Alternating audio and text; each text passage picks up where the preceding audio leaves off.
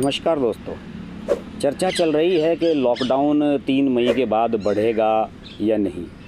हम सभी लोग मानकर बैठ गए हैं कि बढ़ेगा। सरकार तमाम एजेंसी से फीडबैक ले रही है और प्रधानमंत्री खुद सभी डिपार्टमेंट्स से फीडबैक ले रहे हैं कि लॉकडाउन को बढ़ाया जाए या नहीं। लेकिन जो देश के इस समय हालात हैं उनमें तो लग रहा है कि साहब लॉकडाउन बढ़ने जा रहा है। लेकिन बढ़ने के साथ साथ कुछ और चीज़ों पर भी ध्यान देना बहुत ज़रूरी है। ठीक है कि इंसानों की जान सबसे ज़्यादा कीमती है और इसे बचाया जाना चाहिए, लेकिन कुछ चीज़ें ऐसी हैं जिन पर फोकस करना बहुत ज़रूरी है, ख़ास तौर से देश में रोज़गार और काम धंधों से जुड़ी हुई चीज़ें। देखिए, सबसे बड़ी समस्या तो बेरोज़गारी की ही खड़े होने जा रही है। लॉकडाउन इंडिया जैसे देश में इतना लंबा चलाया जाना आसान काम नहीं है। सरकार के सामने बहुत बड़ी चुनौती है। हम सब भी अब लगभग 1 महीने से ज़्यादा इसे झेल चुके हैं और अब हम भी समझ रहे हैं कि इसके क्या नफ़ा नुकसान हो सकता है। हम में से, आप में से कोई व्यक्ति ऐसा नहीं है जो इस समय नुकसान नहीं उठा रहा है। किसी न किसी सूरत में हम सब को इसका नुकसान हो रहा है। देखिए, काम धंधे और रोज़गार की बात करते हैं। ये बहुत सबसे अहम चीज़ यही है जो सरकार के सामने चुनौती बन रही है। इकोनॉमिक्स टाइम्स ने एक रिपोर्ट छापी है कि इस समय चूँकि जितनी भी आईआईटी हैं देश की, जो सबसे बड़े प्रौद्योगिकी संस्थान हैं, वहाँ पर प्लेसमेंट का समय होता है। मार्च, अप्रैल, मई में वहाँ लोग, जो युवा वहाँ से निकलते हैं एजुकेट होने के बाद, जो बड़ी बड़ी फर्म्स होती हैं वो प्लेसमेंट करती हैं और यहाँ पर प्लेसमेंट के लिए आती हैं। और आईआईटियंस के लिए नौकरियों की कमी नहीं है वर्ल्ड वाइड, उन्हें घर बैठे बैठे नौकरी मिलती है। लेकिन इस बार ऐसा नहीं हो रहा है। सारी दुनिया कोरोना से लड़ रही है और यही वजह है कि आईआईटियंस के लिए भी नौकरियां ड्राइड अप हो रही हैं, सूख रही हैं। और जो रिपोर्ट है इकोनॉमिक्स टाइम्स की, वो ये बताती है कि 30% ऐसे आईआईटियन हैं जो इस बार लड़के पास आउट हो रहे हैं जिन्हें की नौकरी नहीं मिल रही है। और इसमें आईआईटी कानपुर की जो स्टूडेंट्स प्लेसमेंट ऑफिस है, जो स्टूडेंट्स का प्लेसमेंट कराती है, नौकरी दिलाती है आईआईटी कानपुर में, उसके जो चेयरमैन हैं कांतेश बालानी, उनसे बात की गई है और उनका ये कहना है कि हम अब जो छात्र, आईआईटी के पुराने छात्र बड़े बड़े पदों पर दूसरी कंपनीज़ में काम कर रहे हैं, हम उनसे संपर्क कर रहे हैं कि भाई अपने जो नए युवा साथी निकल रहे हैं, आप उनके लिए रोज़गार का इंतज़ाम अपनी कंपनी में करें। और ये एक बड़ी चिंता वाली बात है। आईआईटियंस को सिफारिश की ज़रूरत पड़ रही है नौकरी के लिए। इसके अलावा इसमें एक आईआईटी जो मद्रास है उसका एक इसमें एग्जाम्पल दिया गया है कि वहाँ से 1331 स्टूडेंट्स इस बार पास आउट हुए हैं और उनमें से अभी 924 की ही नौकरी लगी है। यानी कि गंभीर स्थिति है वहाँ भी। लगभग 30% की कमी वहाँ आ रही है नौकरी में। ये स्थिति रुड़की, मद्रास, गुवाहाटी, बॉम्बे और जो बाकी आईआईटीज़ हैं उनमें भी कुछ ऐसी ही स्थिति है। अब आप समझ सकते हैं कि जब देश के टॉप औद्योगिक संस्थान, प्रौद्योगिकी संस्थान के सबसे टॉप आईआईटियंस जो गूगल, माइक्रोसॉफ्ट जैसी कंपनी को रन कर रहे हैं आज, वहाँ से निकले हुए स्टूडेंट्स को जब नौकरी नहीं मिल रही है तो बाकी कॉलेजेस की और बाकी छात्रों की तो स्थिति क्या होगी। यही वजह है कि कांग्रेस के अध्यक्ष सोनिया गांधी ने अपनी जो अभी एक दिन पहले ही जो बयान दिया है उसमें ये साफ सरकार के सामने मुद्दा उठाया है कि 12 करोड़ लोग बेरोज़गार हुए हैं और 12 करोड़ बेरोज़गार लोगों के खाते में 7,500 रुपये सरकार को डालने चाहिए। जैसे कि राहुल गांधी ने एक न्याय योजना चलाई थी और उसका जो एक आकलन किया गया था कि हर व्यक्ति को 7,500 रुपये सरकार को कम से कम देने चाहिए, तब वो बेरोज़गारी की स्थिति में नहीं रहेगा। तो उन्होंने ये मांग की है और ये आने वाले समय में मांग बहुत इम्पोर्टेंट होने जा रही है दोस्तों। सरकार को कुछ ना कुछ इस बारे में ज़रूर करना होगा, वरना लॉकडाउन इतना लंबा इंडिया जैसे देश में तो सक्सेस नहीं होगा। निश्चित रूप से सरकार को इसके नेगेटिव जो संकेत हैं वो समझने चाहिए और मेरा मानना है कि सरकार का थिंक टैंक इन्हें सोच भी रहा होगा और 3 मई के बाद निश्चित रूप से कुछ क्षेत्रों में बिल्कुल ढिलाई दी जानी ज़रूरी है।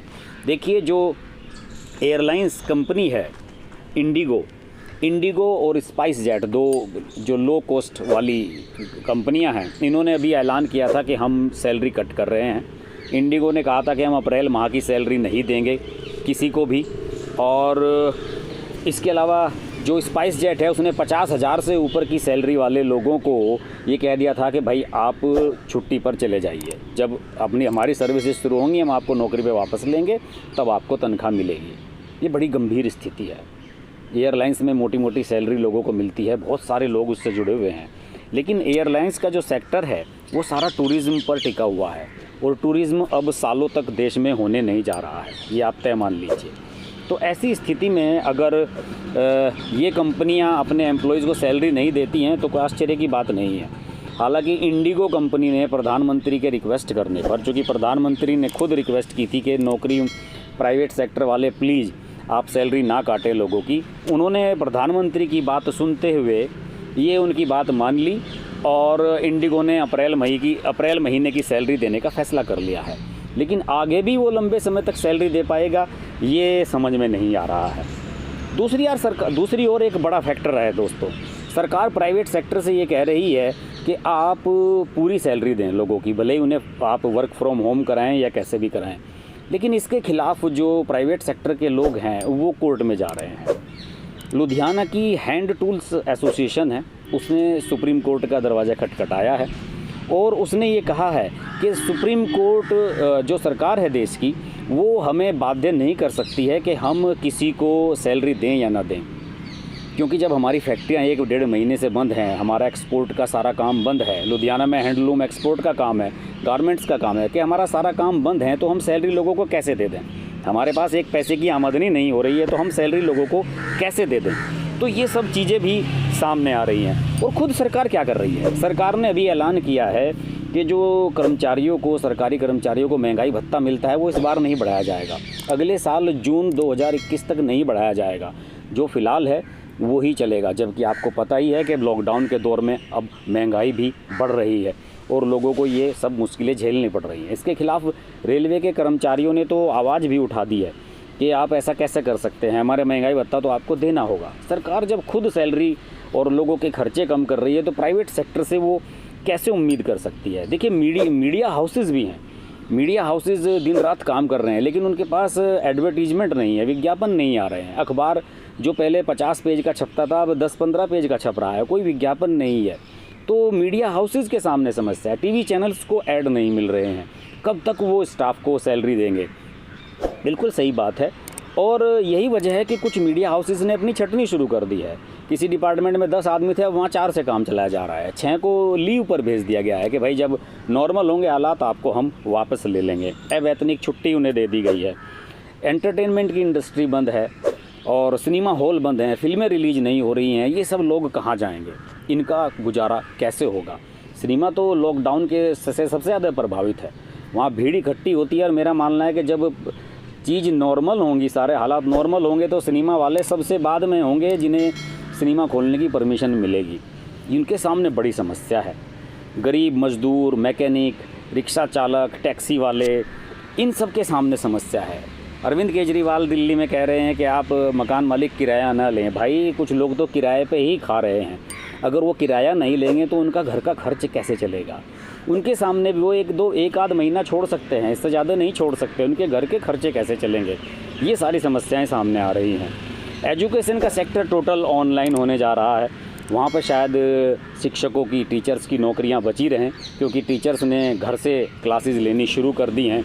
लेकिन जब वो घर से क्लासेस लेंगे, बच्चे स्कूल नहीं जाएंगे, तो वहाँ भी एक बड़ी समस्या पैदा होगी। और ये समस्या पैदा होगी उन लोगों के सामने जो इन स्कूलों में बस चलाते हैं, वैन चलाते हैं, रिक्शा में बच्चों को लेकर जाते हैं, उनके सामने रोज़गार की समस्या पैदा होगी। तो ये सब समस्याएं विकराल रूप धारण करेंगी आने वाले समय में, और सरकार को 3 मई के लॉकडाउन से पहले इन सभी बिंदुओं पर बहुत गंभीरता से सोचना होगा, वरना हालात विकट हो सकते हैं। और ऐसा नहीं है कि सारी कंपनियां ऐसा ही कर रही हैं। एक आईटी सेक्टर की बड़ी कंपनी है कोग्निजेंट, इसमें सारा कुछ वर्क फ्रॉम होम कर रही हैं, जितनी भी इनके एम्प्लॉयज़ हैं सब वर्क फ्रॉम होम कर रहे हैं। और इस कंपनी ने 25% एक्स्ट्रा सैलरी इस बार देने का फ़ैसला किया है, क्योंकि कंपनी का मान रहा है कि आप लोग घर में रहकर भी उनका काम कर रहे हैं, आप उनके डिवोटेड एम्प्लॉय हैं, तो वो उनके लिए एक्स्ट्रा सैलरी दे रहे हैं। लेकिन इस कंपनी का काम बंद नहीं हुआ। इस कंपनी को बिजनेस लगातार मिल रहा है, क्योंकि ये ऑनलाइन सारा काम करती है, ऑनलाइन दूसरी कंपनियों को सर्विस प्रोवाइड करती है। तो इस कंपनी के लिए तो ऐसा पॉसिबल है, लेकिन जिन्हें जनता से पैसा लेना है, जिन्हें की पब्लिक डीलिंग है, वो कैसे इतने लंबे समय तक लॉकडाउन अपनी चीज़ों पर रख सकते हैं, ये एक बहुत बड़ा सवाल है। मेरी प्रधानमंत्री और देश के सभी जो थिंक टैंक है उनसे ये निवेदन है कि 3 महीने के लॉकडाउन को बढ़ाने से पहले इन सब पहलुओं पर बहुत गंभीरता से विचार कर लें। कहीं ऐसा ना हो कि हालात ऐसे हो जाएं कि लोग लॉकडाउन को माने ही ना, या लॉकडाउन की जो नियम शर्तें हैं लोग उनसे अलग चल पड़ें, अपनी राह पर निकल पड़ें। इस गंभीर मुद्दे पर आगे हम बात करते रहेंगे। आप देखते रहिए हर्ष की बात लाइव। नमस्कार। अगर आपको हमारी वीडियो पसंद आई तो हमारा चैनल हर्ष की बात लाइव सब्सक्राइब करें और नोटिफिकेशंस के लिए बेल आइकन प्रेस करें।